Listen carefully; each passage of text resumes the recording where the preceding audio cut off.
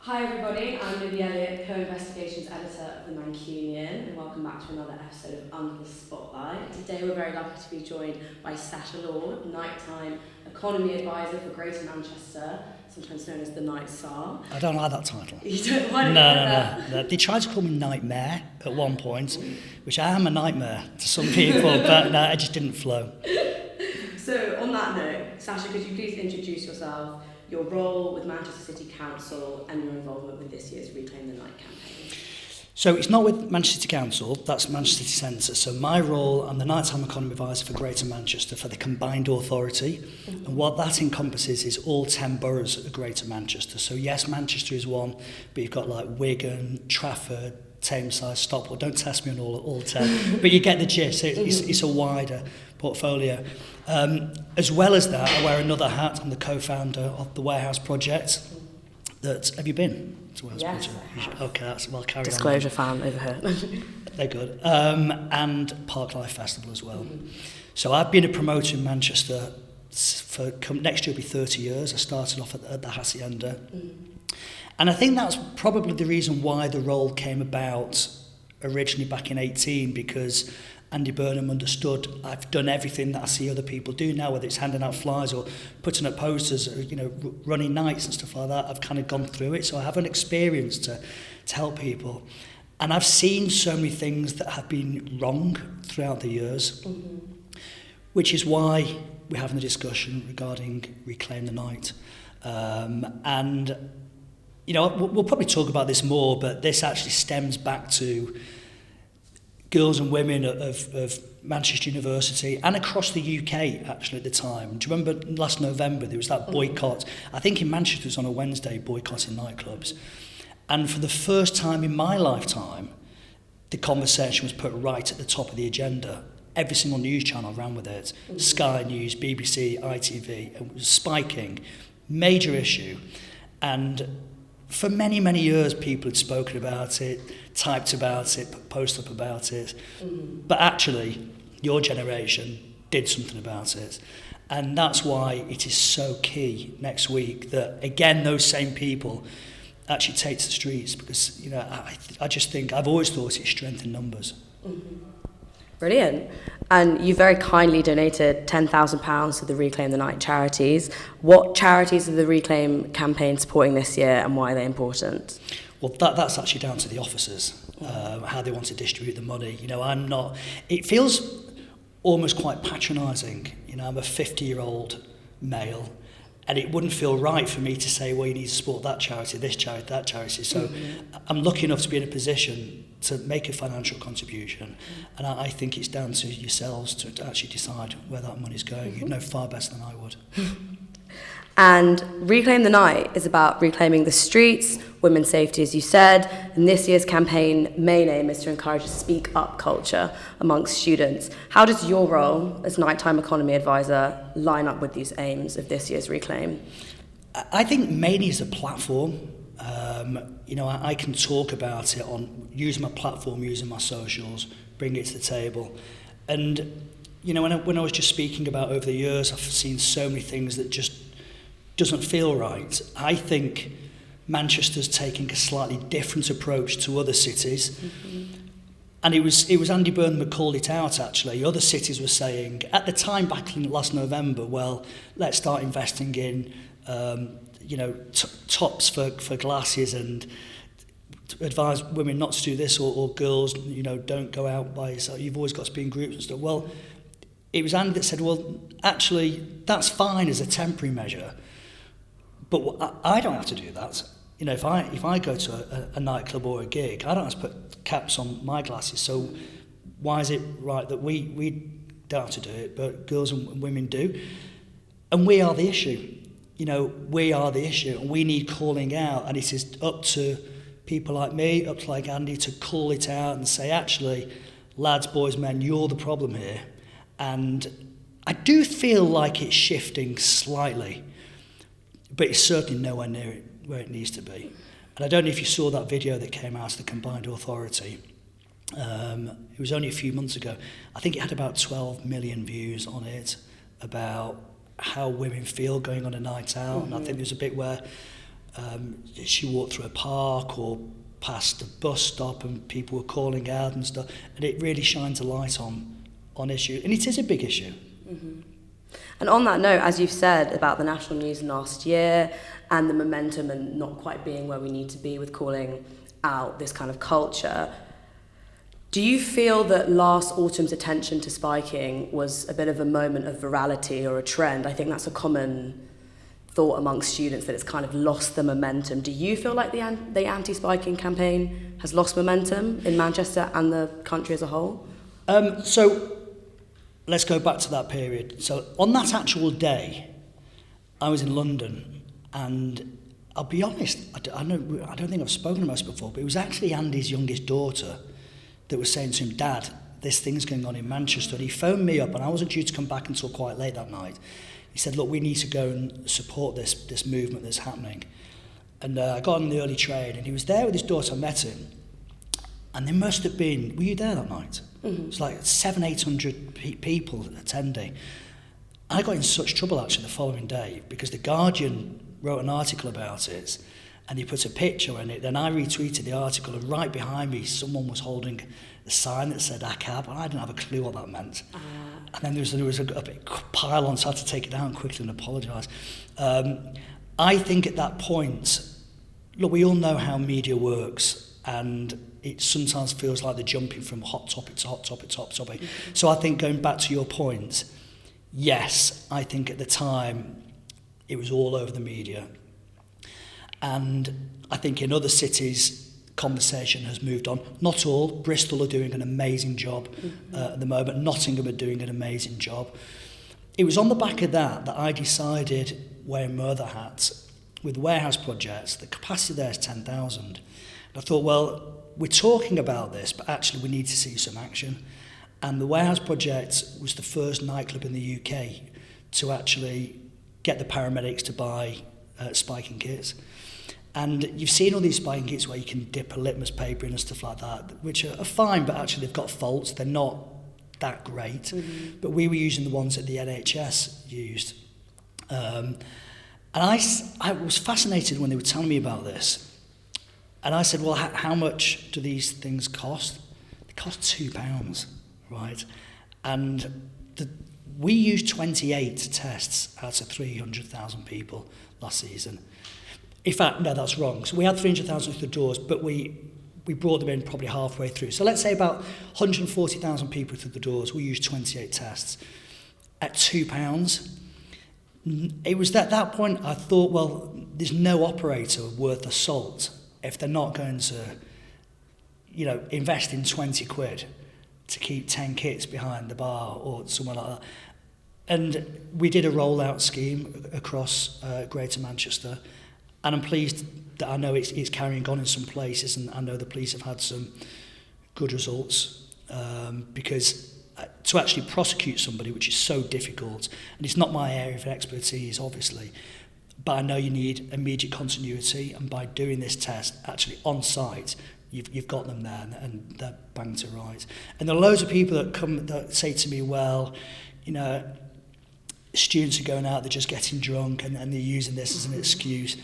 And maybe there are some people, but I'm telling you now, it absolutely goes on. And I know that because it's been going on this is not something the last couple of years, it's been going on for quite a few years. And as I said to you at the start, it was your generation that called it out. You were the first ones to do it. So, hats off for doing it. And on that note about the spiking kits, just a bit more about how they work. What do they actually test for? Is it specific spiking drugs or just any general drug? No, it's actually general drugs. So there is one particular drug that they use for spiking, but the way it's a small cup almost, and you put a urine sample in there, and then there's almost like 6 or 7 almost prongs that go in there, and each one tests for a different type of drug. And straight away, within 30 seconds, you know whether it's a positive. Mm-hmm. Interesting. And other than the spiking kits, what are you doing in your role to tackle the spiking epidemic in Greater Manchester? Well, we were doing something pre-COVID, which we're starting to introduce again. And it's not just regarding spiking, it's regarding safety. you know, people talk about going on a night out. One of the most important things is having longer licenses or getting better transport and stuff. It's actually not. It is safety. If you don't feel safe in a night out, you're not going to go out. And we were working with local authorities really successfully in Wigan, actually, of all places, introducing safety havens.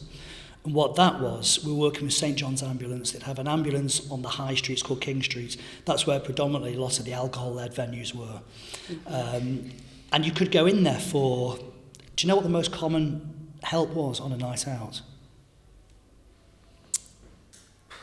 Plasters for blisters. That's the most common thing. And it is a warehouse project as well. Plasters for blisters is the most common thing.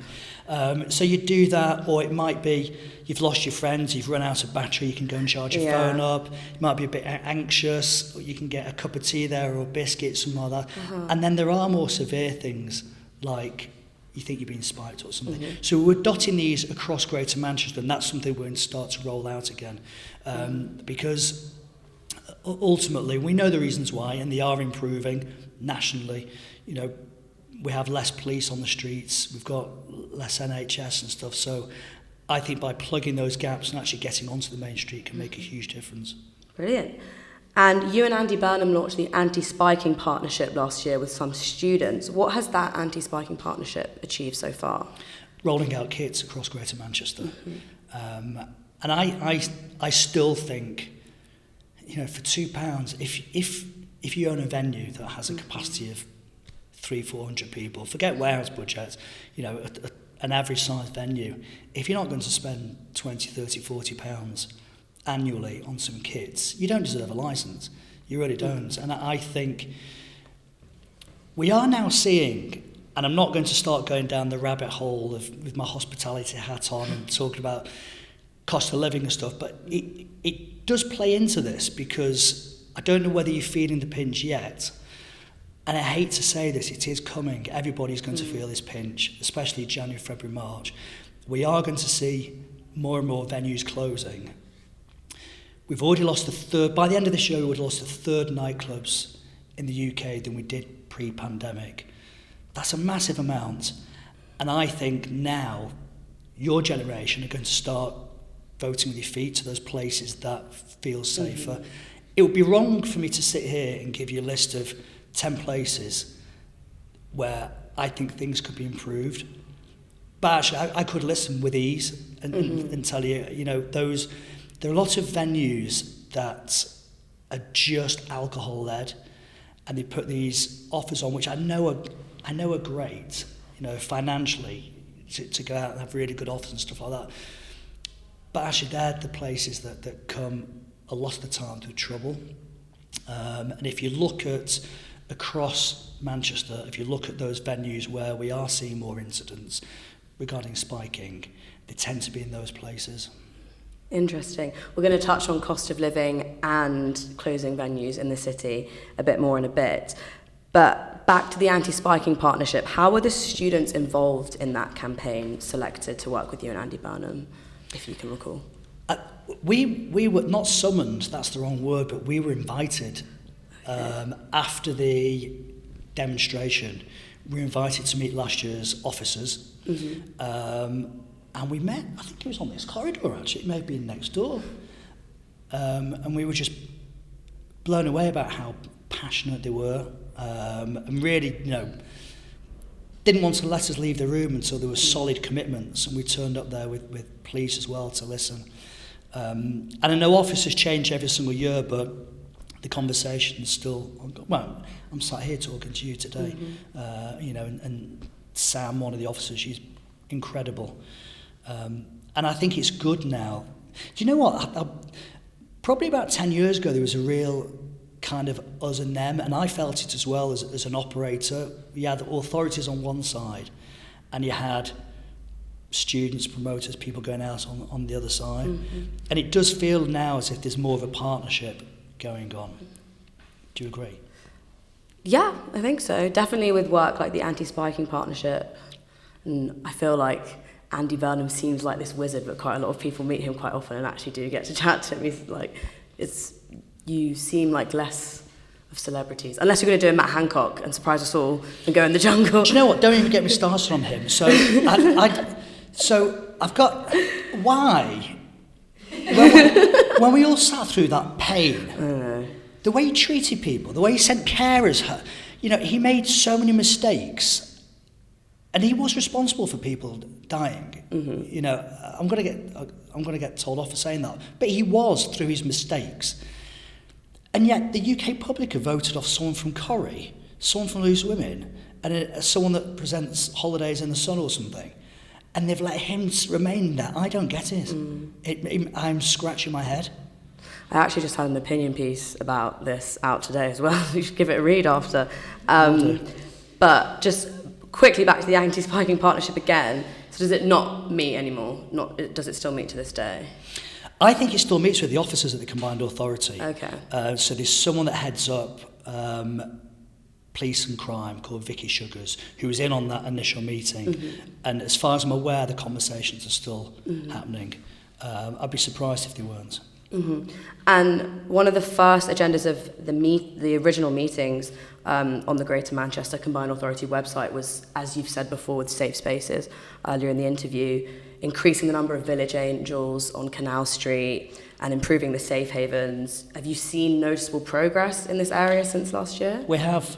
And we need this partnership to work because it's so stretched, and there are so many people that do incredible jobs, especially as volunteers. So there are some volunteers that are amazing, the street pastors. But the challenge I've got with street pastors, and again, I'm not knocking them, they are unbelievable what they do, but they won't work a Saturday night because they're in church on the Sunday. And that's the busiest night. So I'm trying to get around that. I've not found a solution. If anyone knows a solution, please tell me, because I'm still scratching my head. But yeah, there are pockets of volunteers out there and people who are being paid who I think are making the streets safer.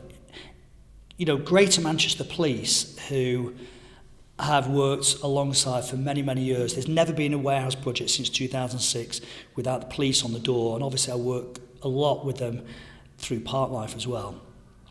The police, to me, with this new chief that's come in, feels so much different than it was 12 months ago. The morale within the force is back where it should be. And actually, I was panicking the first couple of hours at Parklife, because normally you see kids jumping over the fence and police jumping on them, then they're dithering around, what do we do with them and stuff like that. They were banging them in the van, sending them off and arresting them. This new guy's coming in and it's back to the old school, arrest, and actually make a difference. And I'm seeing that now. But ultimately, and I don't know if you are going to touch on this, no matter what you do to put in place regarding safety, there has to be a bit of common sense from the customer going out as well. And things like, I don't know if you remember, really, really sadly, there was a student called Charlie Pope. Are you aware of this? Charlie Pope, I think it's about 5-6 years ago, went to Deansgate Locks, had a few drinks, ended up in the canal, was found a few days later. So his dad, Nick Pope, has been working close with the Combined Authority about water safety, and there are all these different things that you need to look at on a night out. But going back to originally what I said, safety always has to be number one. Mm-hmm. And as you've mentioned, students are a huge part of the nighttime economy, especially as staff in this city, in terms of attending and even working Parklife and Warehouse, especially recently. How are you working to ensure students get home safely from these events at early hours of the morning? So in February, I'm not supposed to tell you this, but I'm going to do this anyway. I don't care. Exclusive! I'm working close with Unite, and I really like what they're doing at the moment. I think they're brilliant. They're firstly saying everybody needs to have an absolute real living wage. The days of places paying people, I am coming back to students getting home, by the way, but the days of people paying minimum wage, forget it, it's gone, and it's wrong. I'm trying to get them up here to say, right, we need to work towards this real living wage, along with a good employment charter with the Combined Authority. And that would also introduce things like There will be students watching this that go to work sometimes behind a bar. It's not busy, so they get sent home straight away. That's not right. You've probably paid for a bus there, a bus back. At least guarantee a minimum of 4 hours, I think, if you're going to work. But there's a big launch in February that I think is going to be, I'm hoping is going to be, well, Andy's speaking at it, but I'm hoping it's going to be shoulder to shoulder with Liverpool as well. And it's actually about getting those staff home safely. And it's easy for me to do something like that at Parklife because I've got all those double-decker buses. But the amount of stories I hear of venues closing at 2, and then the staff have to go outside and wait for a taxi or whatever. You know, we know one of our biggest Achilles heels in Greater Manchester is we don't have great transport at night time at the moment. I think that will change. I know it'll change in 24. So as an operator, I think you have to be responsible for the staff, getting them home. At least as a bare minimum, let them wait inside until transport's arrived. Help pooling staff in taxis, so if there's 5, if you're going back to Fallowfield, it doesn't make sense getting 5 different taxis. You know, share, you know, that, and it's just, again, it's a common sense approach. So we're going to launch that in February. I think it's February the 9th, I'll have to check. And that, I think we're going to be the first city region to introduce that. And back to the cost of living, as we touched on, our very own SU survey of over 5,000 students revealed that 63% of students are worried about affording socialising due to the cost of living crisis. Are young people going to be priced out of the nightlife scene, especially with festival prices at a record high this year? What are your thoughts on that? I think I'm not going to sugarcoat it yet. Everyone's going to feel the pinch, everybody. So there is a definite change in pattern where...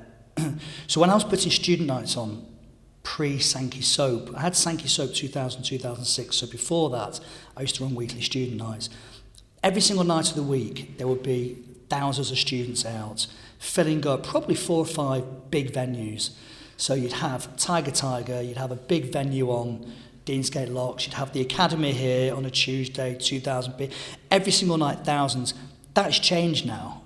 Thousands and thousands aren't going out anymore. You'll know better than me. I think people... I'm not alluding you're a party head, by the way. So I wasn't saying that. I don't know, you might be. You look like you might be.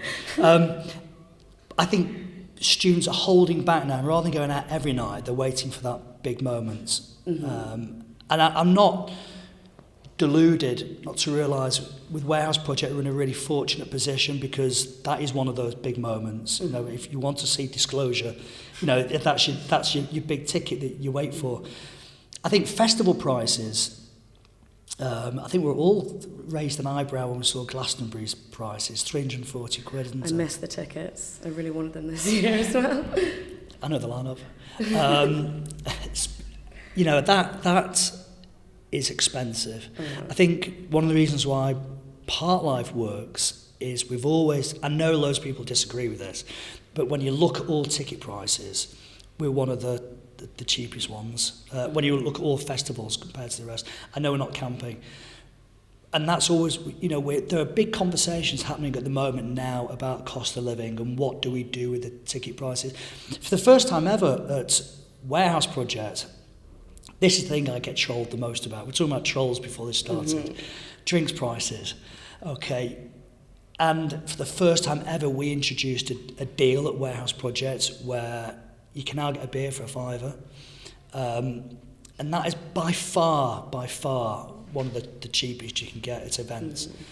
And I think people now have got to look closer at even things like catering, food on site at festivals. That is out of organisers' hands because the way that works is you sell all the pitches onto a third party. But this year we're going to start to look and say, well, you know, that chips, for example, that is your maximum. You can't charge more than that because you might go there and think, oh, what, I've paid 11 quid for a pizza. That's an absolute rip-off. You know, Parklife are ripping us off, and they don't realise it's not us. So we are going to start to look at all those different areas. Brilliant news. And on to the topic of drugs, our very own university has recently announced a shift from a zero tolerance to a harm reduction policy And obviously Warehouse Project and Park Life have both worked with Mandrake and The Loop, respectively. And you yourself have previously tweeted out warnings about high-potency MDMA pills. What's your philosophy around harm reduction and drug education, particularly amongst young people? So my philosophy is quite simple. We were the first ones to work with the Home Office back in 2013 on drugs testing. Any operator who has a nighttime venue, and I'm talking about nightclubs or large bars or festivals, if they turn and sit in this chair and say to you, we never have drugs in this venue, well, they're either stupid or they're lying or they're ignorant, because they're everywhere. So my philosophy is you're never going to stop them. You know, Park Life's in a field. Warehouse Projects in a massive disused railway station. If they can't stop drugs getting into a Category A prison, like Strangeways, how are we supposed to stop it? And the answer is you can't. So what you have to do is have an adult conversation and say, okay, well, we think this might go on in here. If it does, this is the safest way to do it. But also, I'm so lucky in this city that the police understand the philosophy and work with us. So we have Mandrake, where we will take our drugs conversations to the warehouse, pop them in the back of a police car, drive around to Mandrake, and on the night they will test the drugs.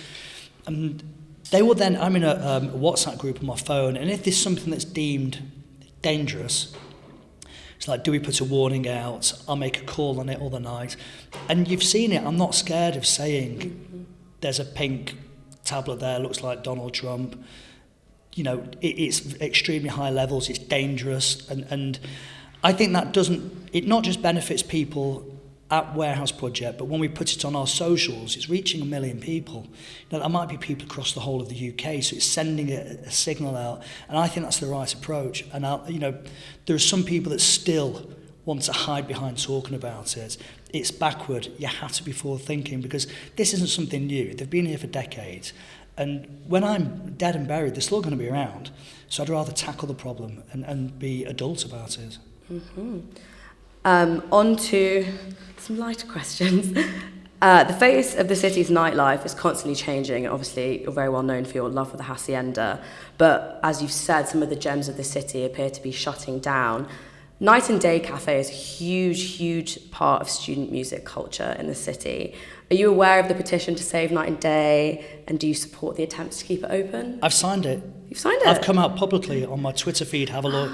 I support it 100%. I had a deep dive of your Twitter. I couldn't find it. You didn't dive hard enough, did you? So, yeah, I've been quoted in I think, the Guardian as well. So I've met Ben and Jen quite a few times. Mm-hmm. And I'm really lucky in the position I am, because I am an advisor, but I'm not salaried, and I'm allowed to say, within reason, obviously, you know, I have to advise on what I think is right for the nighttime economy. And you say Night and Day has been great for students. It's been great for the city. You know, every Manchester band I can think of recent years has been through there, Elbow being the obvious one. I think it's in his lyrics. So actually what happened there was a guy bought an apartment during lockdown behind Night and Day. Mm-hmm. Obviously you come out of lockdown, the music turned up. So I feel sorry for the residents, I really do. And his lawyer did a very, very poor job. And if I was that resident, I'd be suing the lawyer, because there have been issues in the past that should have been brought to the purchaser attention. But I absolutely support Night and Day 100%. It is a gem. It can't leave this city. And yeah, I've signed the petition, and I'm not going to sit on the fence. It's got my full backing. Brilliant.